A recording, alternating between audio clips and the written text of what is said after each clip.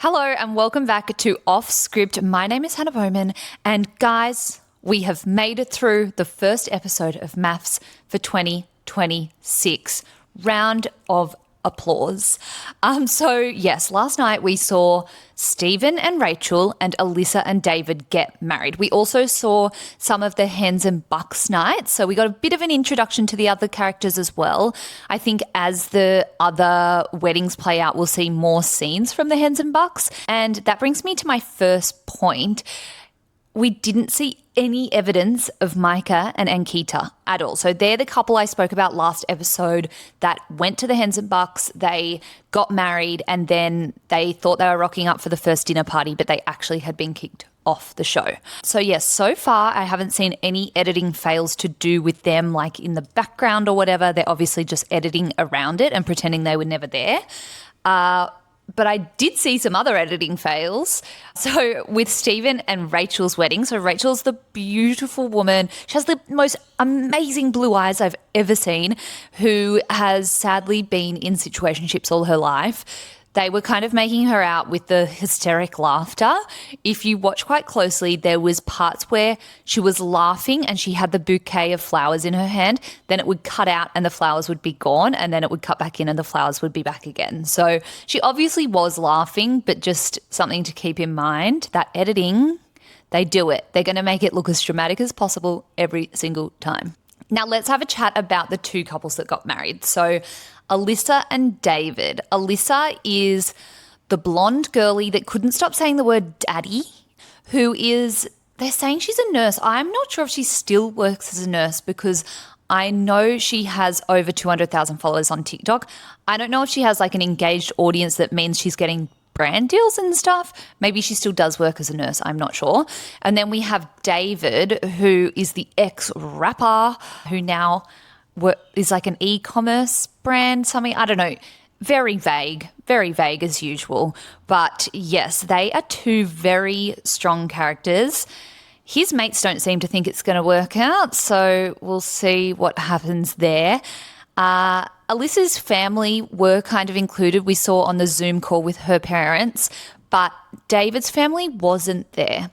And I know his parents work in the church, and I am interested that someone who claims that they're so religious and, you know, I'm this wholesome guy would kind of laugh at the sanctity of marriage in a way, because MAFS weddings aren't real. Like, they're TV weddings, which, unlike Love is Blind, that's real. They actually do get married. But in MAFS, it's nothing official. So it is a bit funny to me that someone who claims to be religious would kind of indulge in the concept of a fake marriage. I don't know. I mean, each to their own. Alyssa also spoke a lot about her previous relationship. So she was with a guy called Will for 6 years, and she kept alluding to the fact that like he just couldn't commit to her. And I don't know, it kind of made it sound like she was trying to allude to the fact that he cheated. But what does he couldn't commit mean? Like he just didn't propose, or he wasn't wanting to take it to the next step? But yeah, she was really trying to make out like, you know, something had happened there. So we'll see. So they had a pretty wild wedding. I guess the two main things we need to talk about, her saying, I don't think I can get married, and then that bloody kiss. That was actually just insane. So obviously on a lot of the ads, it was her being like, I just don't think I can marry you. And then the whole thing was her saying, unless you get down on one knee, ha ha ha. And I thought, yes, she was being a bit like crazy and kooky, but I actually enjoyed it. And the fact that he didn't get around it really annoyed me. Like, just lean in and have some fun. Like, have you never done theatre sports, mate? You say yes and. In improv, you just say yes and go with it. And him being like, nah, like, and hesitating, he was obviously on the back foot, and I don't think he's used to that. And the fact that he just didn't go along with it made him look bad in my eyes. Like, I think he could have just been funny with it, and he didn't. And then it was awkward as hell. And then we go from that into the getting married and then into that kiss. Oh my golly gosh. You may now kiss the bride.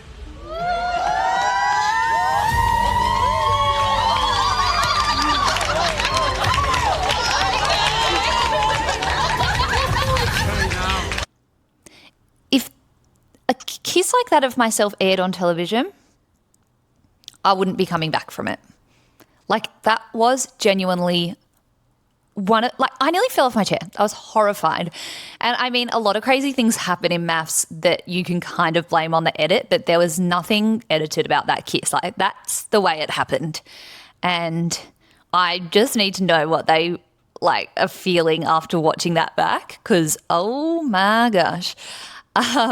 But yeah, we'll see. I mean, his friends are not looking too positively onto Alyssa, so we'll see how it all goes. And then we had the beautiful Stephen and Rachel. And can I just say, as someone who is 32 and has never been in a serious relationship and just has people that want situationships constantly, I borderline found this triggering. I felt so sad for both of them, but then I was just reflecting on my own dating life and I was like, oh my gosh, I really want it to work out for them, because the apps are bloody hard, people, and it's hard in 2026 to be in your 30s and single and wanting more. So, and I just hope it works out for them. They got married on a boat on the Jackson. It's kind of like a well-known luxury yacht here in Sydney. And I just don't understand how you can deal with the nerves of being on MAFS and seasickness at the same time. So well done to them. One of the biggest moments they had was when she pulled him aside and was like, I'm really not sure if you even like me because you haven't complimented me. And the way that he responded to that was so perfect. Him just being like, oh my God, I haven't done enough. And it wasn't him kind of feeling bad in himself. It was just him understanding what she needed from a partner. And she felt really reassured. So it made for really wholesome viewing in comparison to last year with, I guess, Katie was the similar character in a way. And seeing what she went through with Tim, it just couldn't be further apart. So yeah, I hope it works out for them. I've been going through Steven's Instagram and looking back at pictures of him when he was in a heavy metal band. And oh my God, it's humorous. For him to have those photos just out there in the open, it's actually iconic.